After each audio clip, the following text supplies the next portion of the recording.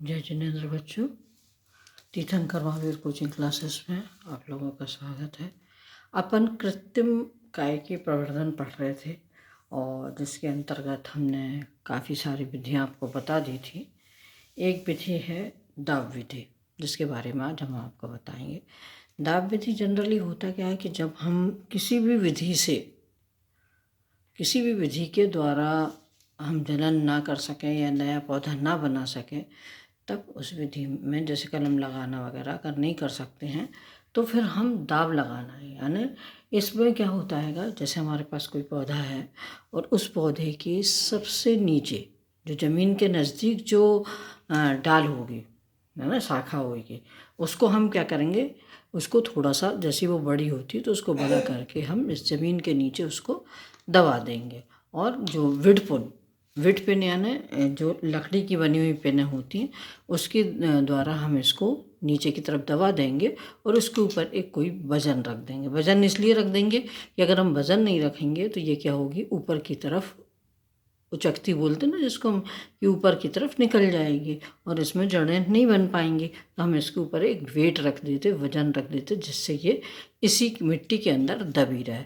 फिर इसको हम प्रतिदिन सींचते हैं, यानी इसको हम पानी डालते रहते हैं। जब हम इसमें बराबर पानी डालते रहेंगे तो क्या होगा कि जो नीचे वाला भाग है इसमें क्या हो जाएगी, जड़ों का निर्माण होना, अपस्थानिक जड़ें धीरे धीरे निकलना शुरू हो जाएगी। क्यों? क्योंकि इस शाखा में भी क्या है, हमारे पास पर्व और पर्वसंधियाँ हैं और जहाँ पे पर्वसंधि होगी वहाँ से क्या होगा कि नीचे की तरफ जो है वो शाखाएं फूट जाएंगी, तो ये नीचे की तरफ अपस्थानिक जड़ें निकल आएंगी और ये जो प्ररोह है वो वायवीय प्ररोह वो धीरे से भूमि के ऊपर निकल के आ जाएगा और क्या करेगा, वृद्धि करने लगेगा और वृद्धि करके क्या करेगा, एक नया पौधा बना लेगा। अब हम चाहें तो इस पौधे को यहाँ से डाल को कट कर सकते हैं, अगर और नहीं करना हो तो मत करो, दोनों ही बात हो सकते हैं, ठीक है ना।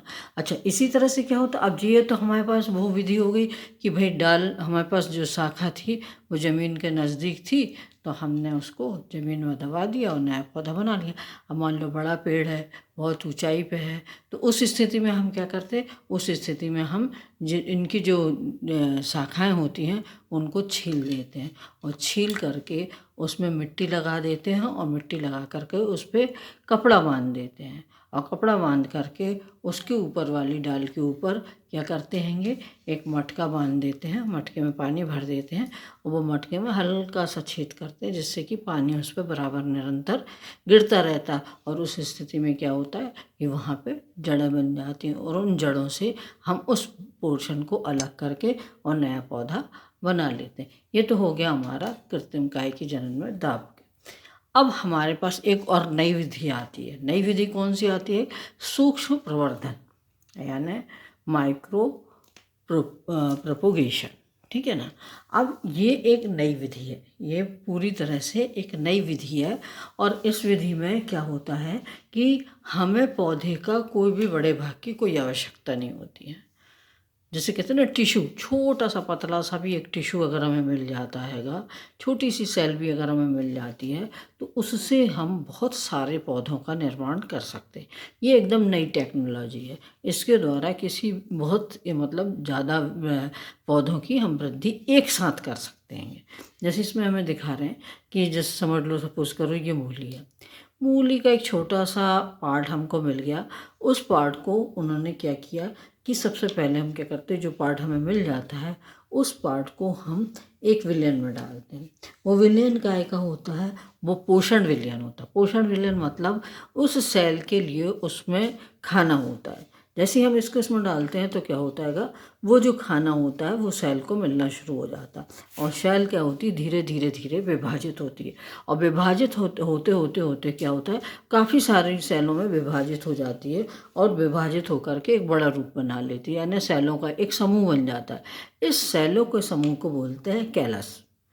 अब कैलस में से हम क्या कर सकते हैं, कैलस में से आप छोटे छोटे छोटे छोटे मर्जी चाहे जितने टुकड़े कर लो, क्योंकि आप जितने ज़्यादा टुकड़े उसके कर पाओगे उतने ही ज़्यादा पौधे आपके उसके लग जाएंगे। तो कैलस को क्या करते हैं, छोटे छोटे टुकड़ों में काट लिया जाता है। जब कैलस छोटे छोटे टुकड़ों में कट जाता है तब फिर हम इसके एक एक छोटे छोटे टुकड़ों को लेकर के अलग अलग एक दूसरे द्रव में ट्रांसफ़र करते हैं, दूसरे द्रव में डाल देते हैं। उस द्रव को बोलते हैं, उसमें होते हैं हार्मोन्स, एंजाइम्स और हार्मोन्स होते हैं। ये एंजाइम्स और हार्मोन्स क्या करते हैं, ये एंजाइम्स और हार्मोन्स उस पौधे उस सेल को डेवलप करते हैं। उस सेल को डेवलप करके उसमें जड़ों के विकसित करने और प्ररोह को विकसित करने के लिए उसे प्रेरित करते हैं। जब वो सेल में से जड़ निकल आती है और प्ररोह बन जाता है तो उन सेलों को हम धीरे धीरे हटा करके और एक एक गमले में या ज़मीन में उसको लगा देते हैं। तो जितने ज़्यादा हमारे पास ये सेल्स होंगे उतने ही ज़्यादा हमारे पास पौधों का निर्माण होगा। ये एकदम नया मेथड है, इसको बोलते हैं सूक्ष्म प्रवर्धन, है ना।